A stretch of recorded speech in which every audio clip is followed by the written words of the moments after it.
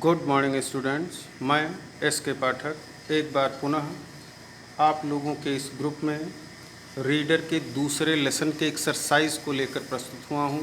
अभी तक आप लोगों को दूसरा लेसन जो रीडर का दूसरा लेसन है उसको पढ़ाया गया, उसका अर्थ भी समझाया गया और ये भी कहा गया कि इसको रिपीट कर लीजिएगा, घर पे तैयार कर लीजिएगा, ठीक है। और अगर कहीं लेसन में कोई दिक्कत है तो उसको जो है आप शेयर कर सकते हैं, अपनी प्रॉब्लम को बताएं, ठीक है। अब एक्सरसाइज में देखेंगे, पहले तो लेसन 2 की मीनिंग, ठीक है। ये जो मीनिंग दी गई है ऊपर, मीनिंग और इसका प्रोनंसिएशन, उच्चारण और अर्थ बाकायदा आपको क्रम से लिखना है। तो पहले आप लेसन 2 डाल करके उसमें लेसन के अंतर्गत आई हुई मीनिंग को लिखेंगे और उसका उच्चारण और अर्थ भी लिखेंगे। तत्पश्चात विकल्प तो मैंने पिछले ही वीडियो में बता दिया था, फिलहाल एक बार और देख लें। जैसे कहानी आपने पढ़ा, राहुल वाज, राहुल था, क्या था? टेलर था या डॉक्टर था या फाउलर था? हाँ, वेरी गुड। जैसा कि आप जानते हैं राहुल नाम का लड़का एक बहेलिया था, तो फाउलर वाले पर टिक लगाओगे, ठीक है। लास्ट वाला आप टिक करेंगे। दूसरा है क्वेश्चन कि वन डे ही काट 2 बेबी, एक दिन उसने 2 बच्चों को पकड़ा। किसके बच्चों को? कौवे के बच्चों को कि मोर के बच्चों को या तोते के बच्चों को? जी हाँ, बिल्कुल, तोते के बच्चों को पकड़ा था इसने। आगे देखेंगे, द हर्मिट सा the baby parrot in the, जब साधु आए तो उन्होंने तोते को किस में देखा था? पिंजड़े में देखा था कि घर में देखा था या जंगल में देखा था? ठीक है, तो इसका आंसर विकल्प पहला सही होगा, ठीक है। पिंजड़े में साधु ने बच्चों को देखा था।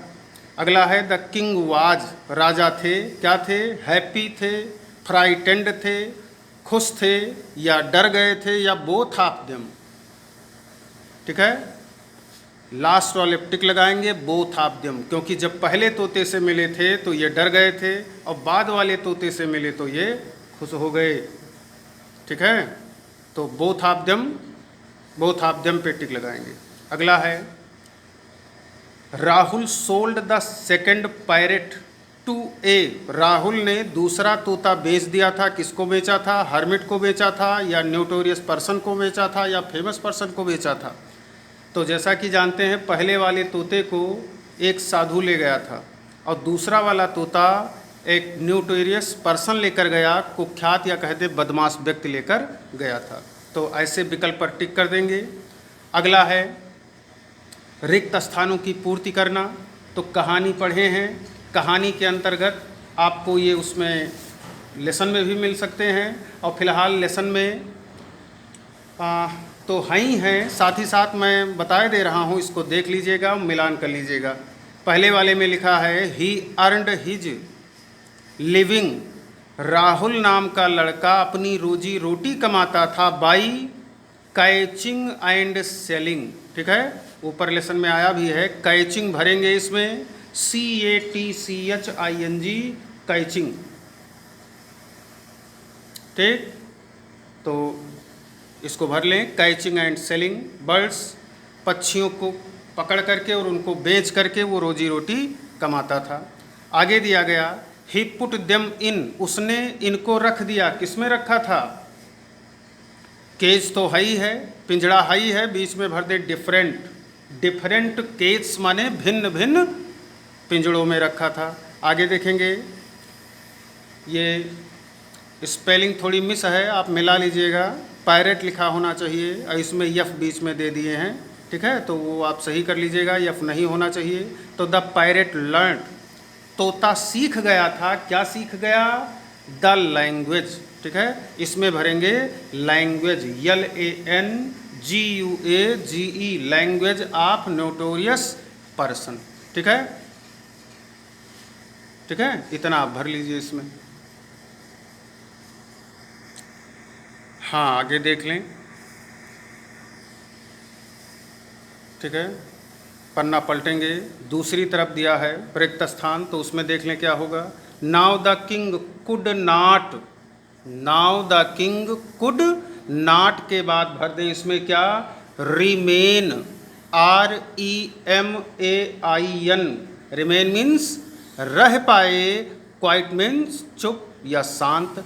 अब राजा चुप नहीं रह सके, शांत नहीं रह सके, अंत में उन्होंने कह दिया या कह दे पूछ लिया कि ये दो तोते जो हैं इनके व्यवहार भिन्न भिन्न क्यों हैं, ये पूछा था उन्होंने जो है साधु से। ठीक है, तो इसमें भर लेंगे, चौथे वाले में भरेंगे रिमेन, REMAIN। ठीक है, अगला देखेंगे द पैरेट वाज, जो 5वां नंबर क्वेश्चन है उसमें देख लें। द पैरेट वाज, तोता था, क्या था, रूड था, RUDE, रूड मीन्स गंवार, जाहिल, उसे व्यवहार, अच्छा व्यवहार कैसे किया जाता है यह पता ही नहीं था। ठीक है, तो ये रिक्त स्थान कर लें, भर लें इसको पूरा।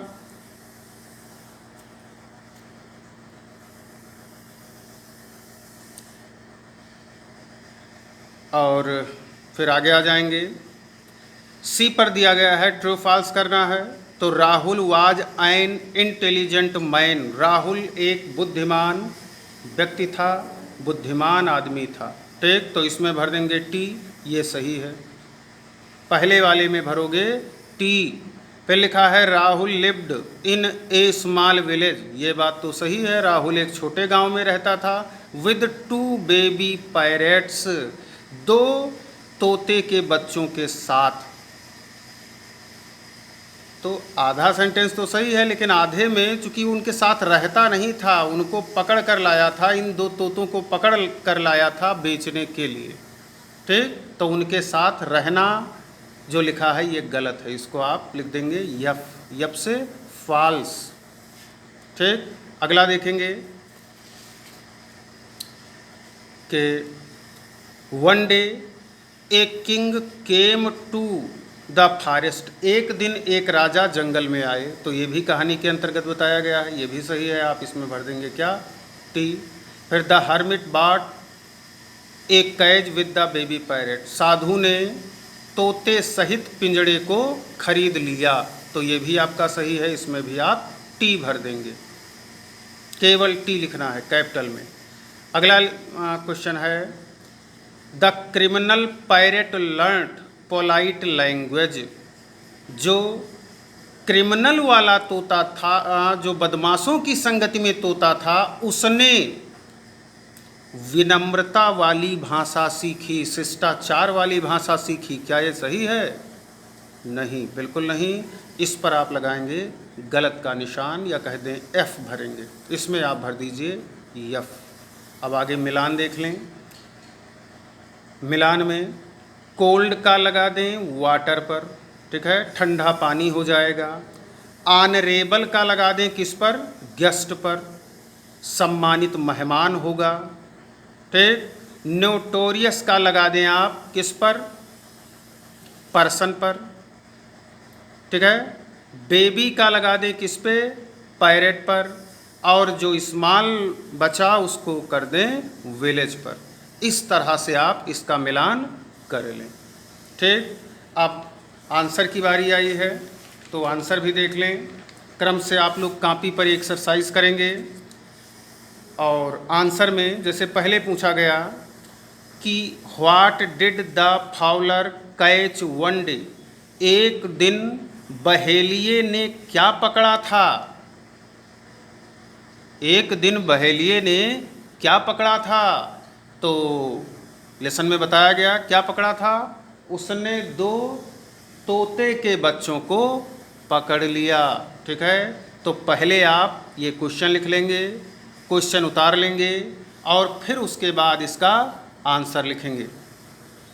दूसरा प्रश्न है कि what did the king ask the hermit, राजा ने साधु से क्या पूछा था।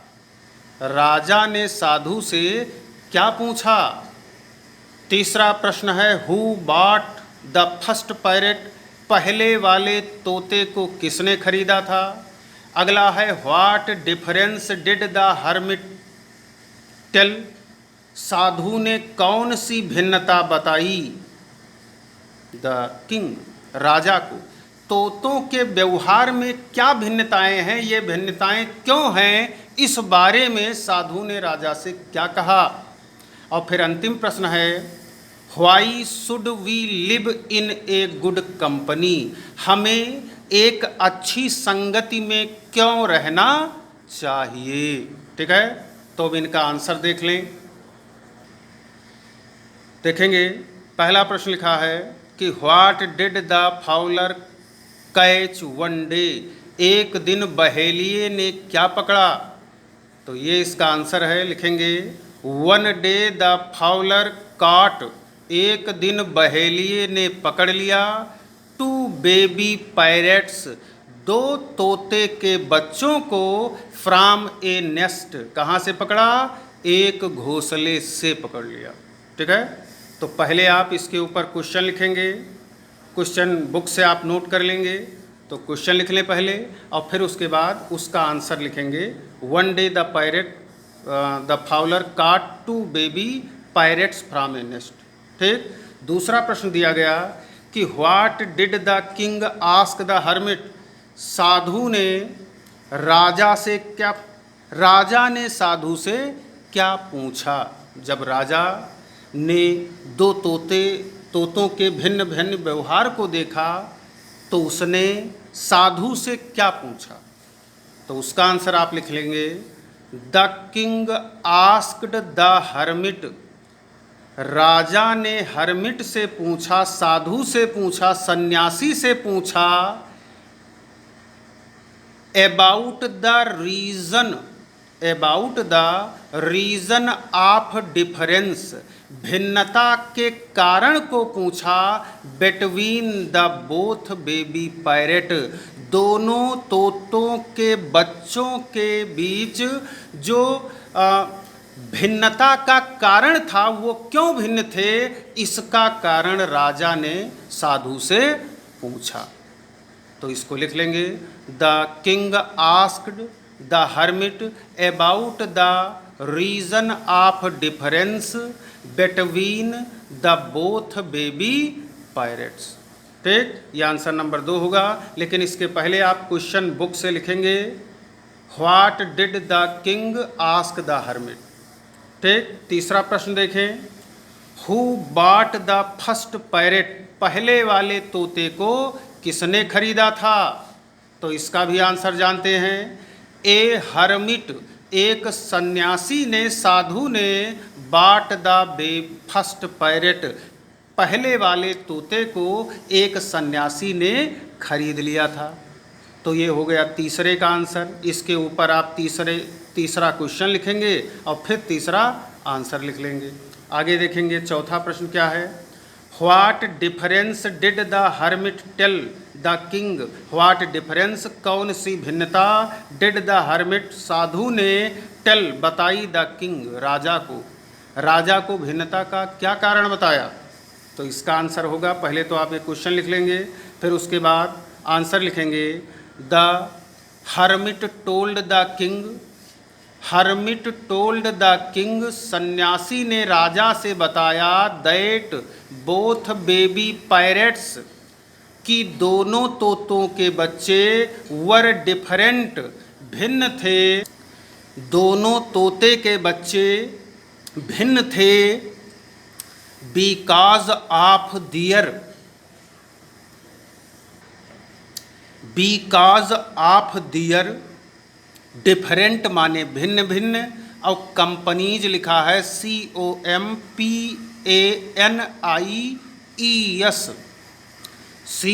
COMPANIES,